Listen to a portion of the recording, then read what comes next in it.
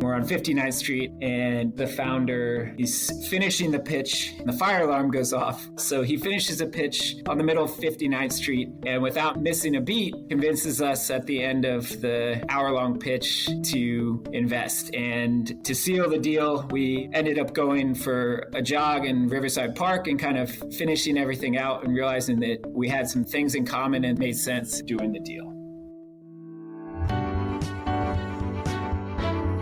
You are listening to The Sure Shot Entrepreneur, a podcast for founders with ambitious ideas. Venture capital investors and other early believers tell you relatable, insightful, and authentic stories to help you realize your vision. Welcome to The Sure Shot Entrepreneur. I am here with Lucas Timberlake. He's a partner at Fintech Ventures Fund. Fintech Ventures Fund is an early-stage venture capital firm focused on fintech and insurtech startups. Let's find out from Lucas what kind of startups he invests in, what does he look for, and how does he get excited about certain ideas. Lucas, welcome to the Sure Shot Entrepreneur. Thank you for having me. Tell us about yourself, starting with your career. How did you shape the journey and eventually became a venture capital investor? I grew up in the Bay Area in a town called Berkeley in California, and interestingly enough, moved to Manhattan during high school, ended up staying for college and went to college a few blocks away from where I lived at Columbia. And during college, I was studying urban economics and political science and ended up working for Merrill Lynch on the municipal capital markets infrastructure desk. And so we were doing P3s and using municipal debt to basically finance these types of projects. Fast forward after 3 years there, joined a private equity firm that was buying parking companies and doing a roll-up. And I was headed down to Atlanta quite often because we had several companies there and met my current partner on the fund, Sergey Kuzmin. Interesting enough, I think mainly due to the personal interests that I have, he was originally from Russia, but had emigrated here 30 years ago. And my parents actually both teach Russian literature and Slavic linguistics. But as you probably can tell from the last name, I'm not Russian. And so we developed a friendship, and I was looking for something working with earlier stage companies because we'd done a lot of that in the private equity world. We're working with payments companies and trying to bring them into these large parking companies. So I always had an interest in fintech, but actually didn't know what fintech was, and the industry was still hitting its critical mass at the time. So after doing several years at the private equity firm, took some time off and ended up joining him to start Fintech Ventures Fund. This was about 5 years ago. And at the time, we had a thesis mainly due to his involvement in a community bank outside of Atlanta that banks weren't lending in certain markets. And if you could spin up technology and find debt capital or people to buy loans that you're originating, there was a market opportunity in certain areas where banks, as I said, couldn't lend because of regulatory reasons, or their fixed costs were too high, or you name it. There's kind of a laundry list of different reasons. And so we started to focus on technology-enabled lending, as there were a few examples like On Deck and Prosper and Lending Club that were coming up, but it was still a relatively new part of financial technology. We started off there, but eventually things evolved, and 4 or 5 years later, now we're looking at lending, wealth tech, and insurtech. Those are kind of the three main areas that we're focusing in within this broad umbrella. I got to ask you, why venture capital? What's exciting for you in venture capital? With the experiences that I had working at an investment bank and in private equity, I got most excited working with payment startups that were trying to basically change an industry that in some cities, such as Atlanta, was around 70% cash to the opposite. And by the time we were done working with these parking companies that we had acquired on the PE side, we were able to achieve that change. And so interacting with those companies got me excited because the entrepreneurs were very passionate about what they were doing and they wouldn't give up. And that was something that I really respected. Venture capital is a unique industry. It attracts people from various different types of professions. It's great to see that your experience in investment banking and how you worked with startups in the payment space, all of that prepared you for today where you are an active venture capital investor investing in startups. How is Fintech Ventures different from other VC firms? I understand that you focus on fintech, but even within fintech, there are quite a few other VC firms. Is there a philosophy that you follow that's different from other VCs? I'd say there's a few different items. One is that we're able to also lend to our portfolio companies from a separate vehicle. And many VC firms, although it's becoming more common, are obviously offering strictly equity. So in over half of our portfolio, we've lent them in some format, whether it's to make loans off the balance sheet or venture debt lines that are similar to what you get from a Silicon Valley or Republic or you name it. So that's one area that we can lead with, and that really helps companies that are in the lending space kind of do what we call proof of concept loans. So then they can go out and raise larger credit facilities or get larger forward flow agreements. The second would be really having the broad experience in various areas and then having a partner that has actually been part of and operated several banks in the past. And that's really helpful from understanding the regulatory landscape, but also how you sell products and technology into the space. That's been important more recently for several investments that have been technology solutions that are focused on community banks and credit unions. Most venture capital firms say they're active partners, and we are, and we talk to the 15 companies at least once a week. And for us, we say we're here, but depend on the founders to tell us specifically what they're looking for. And then we have this iterative relationship with them. Yeah, in financial services, it's very helpful to have someone who can help with partnerships, who can help navigate the industry to find the right kind of commercial partner for a startup. That's incredibly valuable for entrepreneurs, especially at early stages. How early is too early for you, and how late is too late for you? When we first started off, we were doing more late seed Series A, and it's a great area to play. But where we found the most value, just given our skill sets and where we could help entrepreneurs, is in the pre-seed and seed area where the majority of our investments have come. We're really looking for a company that has a product or at least a prototype of a product and can really show us that when it comes to their go-to-market strategy. So we're really not investing pre-MVP. We're kind of investing on the cusp of and at the MVP stages. Ideally, we prefer some revenues and traction and demonstration that there is a market for the product, but that's not essential. And the beauty of our model is that we can be flexible too in terms of how we get involved and then how much we invest. So we can invest, anywhere from $250,000 to $500 in a pre-seed note, and then come back and participate in the seed, or we can go directly to seed and invest more meaningful amounts. Or with companies, like I said, where we've been at the pre-seed, we enjoy participating in both the pre-seed and seed, but we're not really Series A or B investors.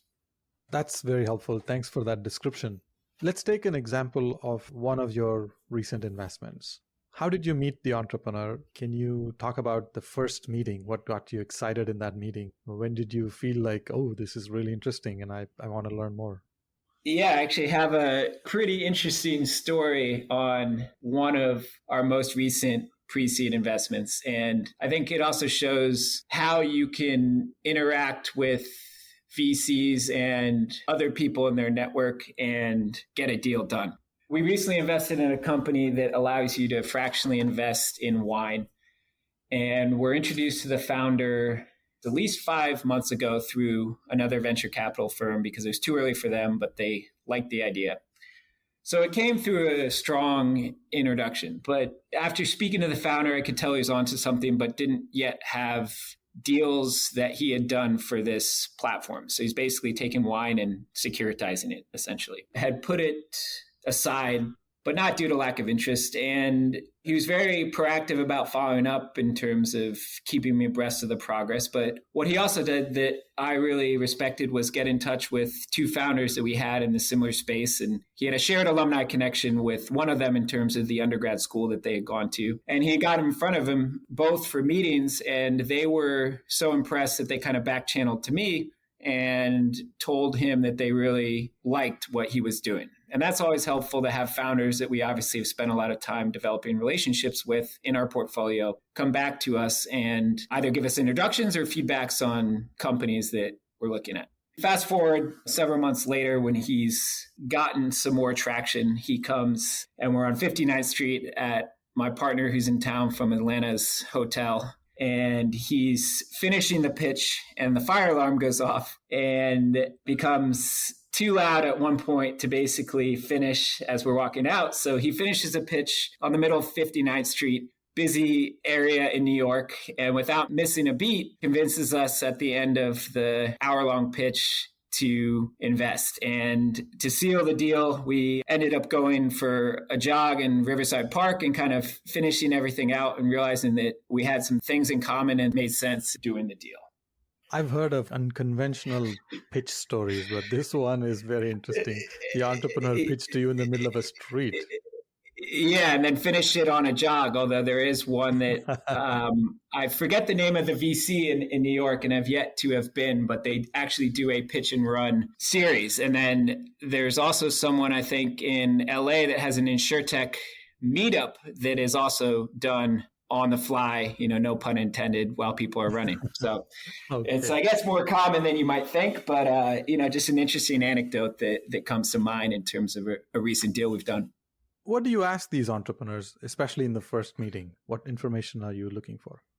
Typically, we do ask to see a deck, but we don't spend the first 30 minutes going through the deck. In fact, I like to keep it pretty ad hoc. And honestly, the questions kind of change going forward because you're really trying to see, obviously, if you're able to develop a rapport and long-term relationship with the founders, because it will be, at least a 10-year investment that you're making, especially at the pre-seed and seed levels. So it really changes, but I'm most interested in the story and ask them to walk me through how they got started and how they met their co-founders. Then also the unique advantages when it comes to the market. And one thing I ask even at the pre-seed and seed level that in my view is especially important for fintech and insurtech companies is about the projected unit economics of the product.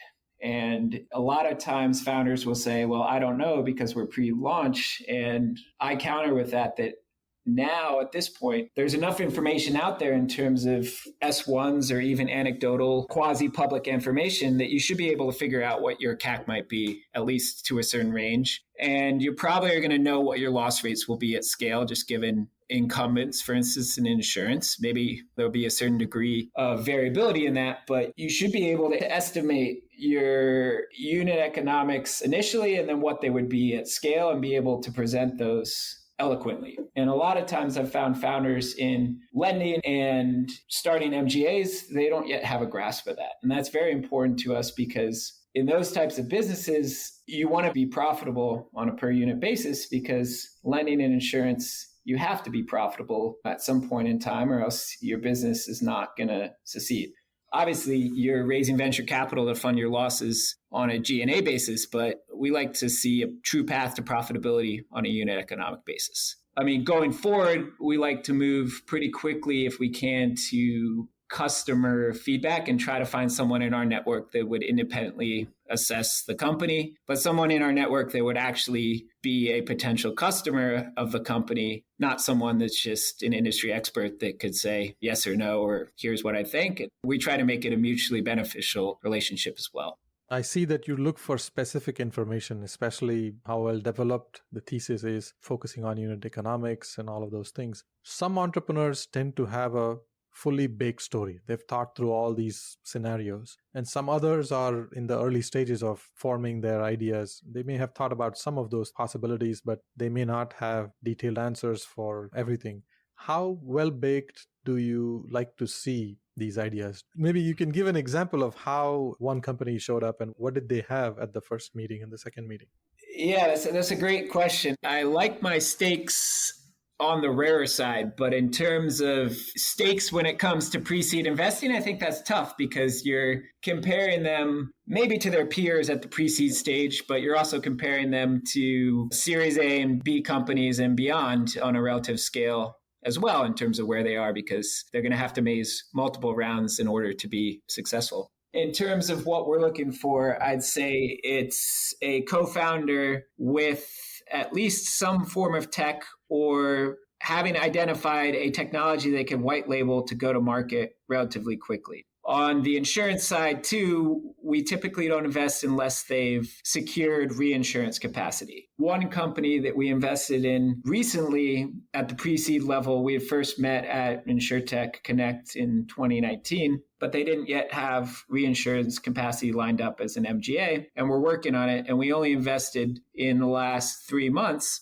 And they had gotten the capacity after a year and a half in January of this year, which is by no means slow. It's actually kind of a relatively normal time frame. But the fact that they were able to show that they could do this and go live and now needed money to spend on marketing and building out the tech, that's kind of what got us excited. Which company is this?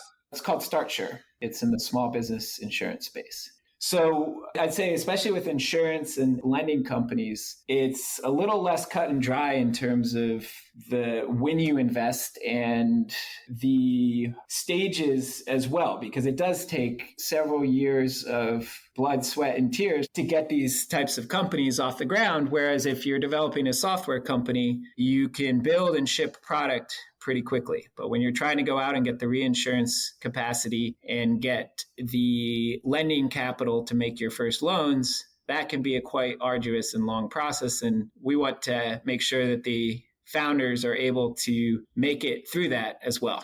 This is very interesting. We're going into a lot of deeper discussion into your specific startups. What advice would you give entrepreneurs as you're looking for information in these first 1 or 2 meetings? How can they prepare well so that you can have a productive meeting with the entrepreneur? What advice would you give them? Doing the homework is part of it, I'd say. And a lot of times people will try to pitch companies where we would have a direct conflict, or in industries that we don't focus in. I mean, we have a very narrow, relatively speaking, focus of fintech and insurtech. And so we're not going to do a marketing company or something like that. So that's one thing that, believe it or not, still happens from entrepreneurs that seem like they're doing pretty well, at least from what I can tell, is just not knowing the venture capitalists that you're preparing. The second thing is really knowing the competition, the regulatory landscape, and why specifically your product will work. For lending, there's typically laws that vary state by state, and some people have come with companies that the loans that they would be making would be deemed usurious by the state regulatory bodies because the interest rates they would be charging are too high. And so if you show up with that, I think that also shows that you've not done your homework, and that can also be a discrediting factor from the get-go in terms of pitching a venture capitalist that has a specific knowledge of the lending space. Same when it goes to insurance and knowing the licensing requirements, et cetera, of selling your product. We've seen people as well that are doing things that are not necessarily above the line. And that also can just discredit people from wanting to take the risk, because a pre-seed and seed investment is already risky enough as it is. I think the second piece is really on how you take feedback from a venture capital investor as well, because we're not always going to be right. And in fact, we're wrong more times than we are right. But it's really about how you interact with us and we interact with you in terms of feedback. And we don't want you to take every idea that we have and try to run with it, because that can become a distraction. But it's really about synthesizing that information, developing necessary pushback, and then examining the theses as well, just like any scientist would do. That's important. And it's good to have constructive dialogues in that regard as well. And so there's other questions that kind of vary, like I say, by meeting to meeting, where I will test the entrepreneur and their kind of approach to receiving feedback by asking a question that gets them to think, or that might cause a reaction as well, unless the entrepreneur is kind of centered and confident in their idea. 2 very valuable pieces of advice. One is, how do you manage the regulatory process? And the second is, are you coachable? Those are things that you're looking for. And if entrepreneurs arrive prepared to have that discussion with you to show how they're going to manage regulatory processes, are they aware of all the licenses that are needed? Do they have conversations already ongoing with all the third-party entities that need to agree with the products that need to be launched? That's something that helps you understand the business much more easily. And the second part is, can you take feedback and can you work with it? And can you be useful to them to help them improve the way they build their business? That's what you're looking for. I want to talk about the regulatory aspect a little bit because that's a complicated thing. In financial services where you focus, can you give an example of a startup that pitched to you and what did they do to prepare for the regulatory process? I actually have an example of an insurtech startup that we invested in. The company's called Marble. When I was first talking to the founder, they were toying with an idea that they're still iterating on and executing on, I should say, where they wanted to be able to offer rewards for certain interactions with your own insurance policies for consumers. And the number one question that I asked is obviously, how is this legal? And instead of getting into the nitty-gritty of it, he had a 2-page memo that a law firm had prepared that basically outlined why, in their opinion, in his opinion, that the company would be able to give rewards to consumers. And it wasn't, something that was a 20-page document that basically would bog down any investor and make their eyes roll. He had something simple prepared that he could point to and on file to address this question. And that was kind of a level of preparation at the seed level that you don't typically see. And it's the same with a data room in terms of your analysis on your products and financial model, et cetera. If you're able to have a summary of a regulatory opinion from a lawyer, and that is helpful to calm and assuage investors' fears. Not 100% necessary, but it was definitely something that had set him apart because it showed that he had been thinking about this and had actually gone out and done the homework to make sure that this was okay. We've seen that too on the lending side where you have people get opinions from state regulators that the loans that they're offering in the manner that they're offering are not usurious or that they avoid certain licensing requirements as a lender as well. If you structure it correctly or find the right lawyer, it doesn't have to be arduous in terms of time and or obviously the cost as well. So really kind of doing the homework in that regard shows that you're serious about your company. And also it is helpful and does set you apart from your peers. You are investing in fintech where there are some creative solutions which possibly flirt with the boundaries of regulations. Thanks for sharing the example of Marble. Marble's a good example of how a new startup can build an innovative solution. I would imagine that you say no more often than yes after these meetings. What's your most common reason to say no? I don't want to invest. I'd say the number one reason, and a lot of what we do as VCs is pattern recognition. And that doesn't mean, like I said, that we're right all the time. But it's really having seen prior companies fail doing the exact same thing. And then this existing company we're evaluating not necessarily having answers in terms of how to solve for that. And a lot of times the prior patterns really come down to distribution and scalability. And if you don't believe that the company has a better way of solving for that or a unique channel partnership, for instance, that others have not had access to, that's really the reason that keeps us from investing, especially at the pre-seed where there isn't much information to be able to help us inform our decisions. So we do have to rely on kind of understanding what's worked in the past and not worked for other precedents. I wish we could invest in more companies than we do. I tend to meet many entrepreneurs that are phenomenal business folks, but I cannot invest in so many of them when you end up saying no to even great entrepreneurs. And I always reflect on what is the pattern here? Why am I saying no sometimes? Is there something that's common thread across all of these companies, even when I say no and when they have a good company? It makes me reflect on how I want to refine my investment acumen. This is very helpful. We're talking about not only success stories where you make an investment, we're also talking about when you say no, why you say no. I want to switch to the next part of our conversation and ask you about your community involvement. Is there a nonprofit organization you are passionate about? Which one? Interestingly enough, outside of my fintech involvement, I like to invest in biotech stocks. And through that, there is someone that does a lot of the diligence on these companies. and he is part of an organization called the Children's Cancer Association. I try to donate and become involved with that, and that was really through kind of seeing how much of an impact he had made through his personal trading network, essentially, but bringing it upon others in order to make a positive impact. Lucas, thank you so much for sharing real-life examples of startups that you invested in, and including some reasons for why you say no. And you shared some of the most difficult things in the fintech world when startups are looking at building solutions that are creative and yet they still have to follow regulatory guidelines. This is a very interesting conversation, very useful for entrepreneurs to know what you look for. Thank you so much for sharing candid stories. Thank you for having me. Thank you for listening to The Sure Shot Entrepreneur. I hope you enjoyed listening to real-life stories about early believers supporting ambitious entrepreneurs. Please subscribe to the podcast and post a review. Your comments will help other entrepreneurs find this podcast. I look forward to catching you at the next episode.